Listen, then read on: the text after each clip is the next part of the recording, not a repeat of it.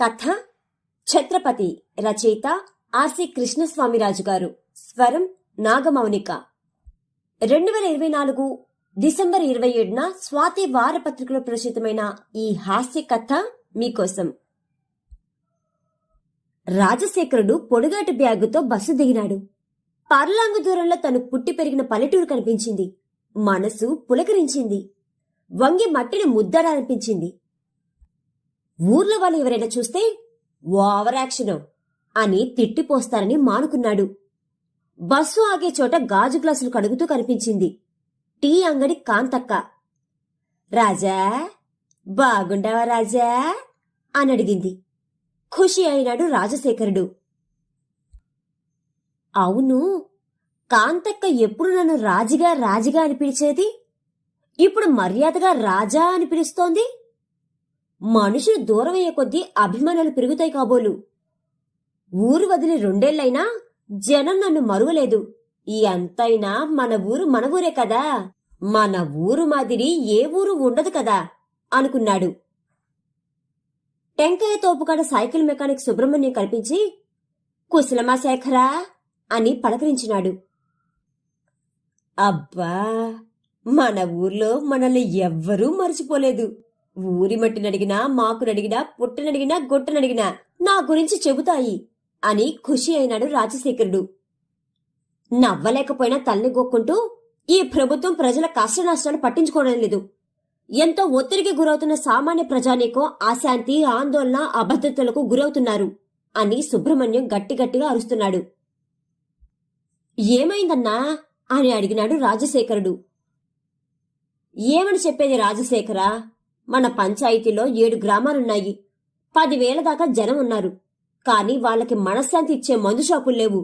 దూరాభారం వెళ్లి రావాల్సి వస్తోంది.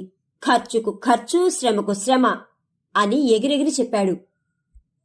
అదా నీ బాధ అనుకున్న రాజశేఖరుడు అక్కడ్నుంచి కదలబోయాడు. అమ్మబడవా, చాన్నాళ్లకు హైదరాబాద్ నుంచి వచ్చినావు, గమనించకుండానే పోతావుండావే అని రాజశేఖరుడు జేబు వంక చూసినాడు సుబ్రహ్మణ్యం. ఇవ్వక తప్పదని తెలుసుకున్న రాజశేఖరుడు జోబులోని 10 రూపాయల నోట్లు తీసి లెక్కించబోయాడు. ఇట్టాంటి చోట లక్ష్మీదేవిని లెక్క వేయకూడదు అని అన్ని 10 నోట్లు పెరుక్కుని సర్రున వెళ్ళినాడు. మట్టిదారిలో నడుస్తూ ఉంటే మామిడి పూతకు మందు కొట్టిస్తూ కనిపించాడు మేనమామ మునిరత్నం. ఎప్పుడూ మూతి మొటమొటమని పెట్టుకుని ఉండే మేనమామ నవ్వు ముఖంతో, ఏమ్మా రాజశేఖరా, బాగున్నావా అని అడిగినాడు. కొత్త డైరెక్టర్ మొదటి సినిమా 100 కోట్ల కలెక్షన్ చేసినంత సంబరపడినాడు రాజశేఖరుడు. తెచ్చిన పుల్లారెడ్డి స్వీట్ ప్యాకెట్ మామ చేతిలో పెట్టినాడు. వద్దు వద్దు అంటూనే ప్యాకెట్ అందుకున్నాడు మామ. ప్యాకెట్ తెరిచి చూసి తనకు నచ్చిన బాదుషా స్వీట్లను సగం తినేసినాడు.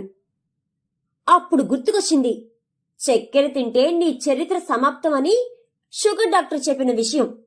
ఎట్ల పోయి ఎట్ల వస్తుందోనని పక్కనే ఉన్న వేపాకులు కోసి కసకసా నమిలినాడు. ఊర్లోకి నడిచినాడు రాజశేఖరుడు. పంచాయతీ ఆఫీసు ముందరి పెట్టగోడ మీద ఉన్న సినిమా వాల్ పోస్టర్నే చూస్తూ నిలబడి ఉన్నాడు ఎలక్ట్రీషియన్ ఏడుమలై. హీరోయిన్ వైపే కన్నార్పకుండా చూస్తూ ఉన్నాడు. భుజానికి బ్యాగు తగిలించుకుని వస్తున్న రాజశేఖరుడితో, ఎప్పుడూ నవ్వుతూ కనిపిస్తారు ఈ హీరోయిన్లు, వారికి కష్టాలుండవా? మా ఇంట్లో ఆడోళ్లు ఎప్పుడూ ఏడుస్తూ ఉంటారు అని బాధగా చెప్పినాడు. పీత కష్టాలు పీతకుంటాయి. తల అంటూ ఉంటే తలనొప్పి ఉంటుంది కదా. సినిమాలో కనిపించేవాళ్లు నిజ జీవితంలో ఎప్పుడూ అలా ఆడుతూ పాడుతూ ఉండరు. వారి బాధలు వారుకుంటాయి. అయినా సంసారం సాగరమైన మన ఇండ్లలో వాళ్ళని హీరోయిన్ల మాదిరి ఉండమంటే ఎట్లా ఉంటారు? మనకొచ్చే ఆదాయాలకి మన సంసారాలు సాగాలి కదా అని బదులిచ్చినాడు. అంతేనంటావా అంటూ అక్కడ్నుంచి కదిలినాడు ఏలుమలై. పోతూ పోతూ, రాజశేఖర నీపై మోజు తీరలేదురా అని కీస గొంతుతో పాడుతూ వెళ్ళినాడు. మూసిమూసి నవ్వులు నవ్వుతూ రాజశేఖరుడు ముందుకు నడిచినాడు. పోస్టాఫీస్ దగ్గర ఉత్తరాన్ని డబ్బాలో వేస్తూ కనిపించింది మరదలు కృష్ణవీణ. తలలో తురిమి ఉన్న సెంటుమల్లెల వాసన రాజశేఖరుడి గుండెను తడి తమలపాకుతో తడిమినట్లయింది. కృష్ణవీణ 100 వయ్యారాలిపోతూ, బాగుండావా బావా అని అడిగింది. తియ్యటి గుటకలు మింగుతూ, ఆ వీణ ఈ వీణేనా అని కొద్దిసేపు ఆశ్చర్యపోయాడు. ఆహా, ఏమి నా అదృష్టం! బావా అని పిలిచే మరదలుండటం ఎంతమంది అబ్బాయిలకు దొరుకుతుంది అని పాల పొంగులా పొంగినాడు. నేను ఇంటర్ మాత్రమే చదివినాను. తానేమో తిరుపతిలో నర్సింగ్ కోర్స్ చదువుతూ ఉందని మిడిసిపాటు. పైన చూసే వాళ్ళ కంటికి నేను ఆనలేదు. మరి ఇప్పుడేమో బావా అని కోటి రాగల వీణ మోగిస్తోంది. ఎందుకబ్బా? ఏమో, కొయ్యగుర్రం ఎగురావచ్చు అని పెద్దోళ్ళు ఎప్పుడో చెప్పినారు కదా అని తనకు తాను సర్ది చెప్పుకున్నాడు. మళ్ళీ అయినా ఎప్పుడూ పలకరించిన ఈ పిల్ల ఒక్కసారిగా ప్రేమ ఉడకబోస్తూ ఉంది ఏమిటబ్బా అని అనుమానపడ్డాడు. ఛ, అనుమానం ముందు పుట్టి ఆ తర్వాత నేను పుట్టినానేమో, పవిత్ర ప్రేమను శంకిస్తున్నాను అని మనసులోనే చెంపదెబ్బలేసుకున్నాడు. చూసింది చాలే అన్నట్లు రాజశేఖరుడి పొడుగాటి మీసాల్ని చూస్తూ, హైదరాబాదులో ఎండలు ఎక్కువేమో కదా బావా అని అంది.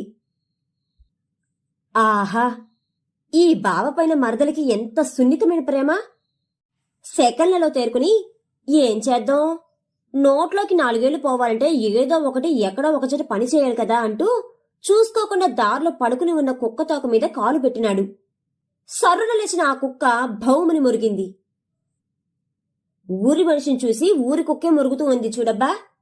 ఇది కొత్తగా వచ్చిన కుక్కలాగుంది. మనమెవరో తెలిసినట్లు లేదు, అందుకే మురిగింది అనుకుని దాన్ని మురుగు పట్టించుకోలేదు. బాణాల్లాంటి కాటుక కళ్ళ చూపులతో జాగ్రత్త బావా అంటూ వెళ్లిపోయింది వీణ. ఏ బాణమైనా 1ని 2 చేస్తుంది, ప్రేమ బాణం మాత్రం 2ని 1 చేస్తుంది అని తెలిసిన రాజశేఖరుడి మానస వీణ మాత్రం మోగుతూనే ఉంది. రచ్చబండ కాడ 4 మొగోలు కూర్చుని ఉన్నారు. వచ్చే నెలలో కోర్టు వాయిదాలు ఎవరికి ఏ తేదీల్లో ఉండాయో రాసుకుంటూ ఉన్నారు.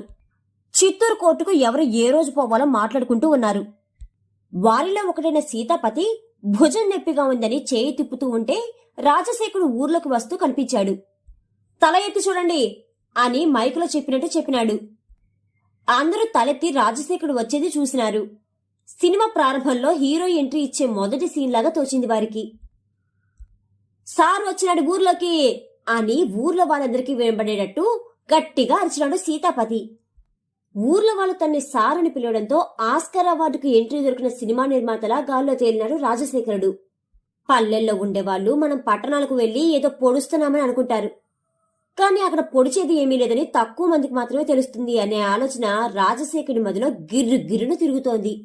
ఎక్కడి వాళ్ళు అక్కడే వాళ్ళ వాళ్ళ పనులు పక్కన పెట్టి పరుగులు తీస్తూ రాజశేఖరుడి చుట్టూ చేరినారు. రాములవారి గుడి ముందర రాజశేఖరుని కూర్చోబెట్టినారు. లింకా తాగిచ్చినారు. అభిమానం ఆపుకోలేని కొందరు రాజశేఖరుని తడిమి చూస్తున్నారు. ఎంత హంగామా చేస్తున్నారో, ఎందుకింత హంగామా చేస్తున్నారో రాజశేఖరుడికి అర్థం కాలేదు. అప్పు కానీ విరాళం కానీ ఏమైనా అడుగుతారేమో అని ఆలోచించినాడు. అడిగినా ఇవ్వడానికి మన దగ్గర బూడిద కూడా లేదు కదా అని ధైర్యం తెచ్చుకున్నాడు. మిగతా కథ ఏమిటో వెండితెరపై చూద్దామని నిర్ణయానికి వచ్చాడు.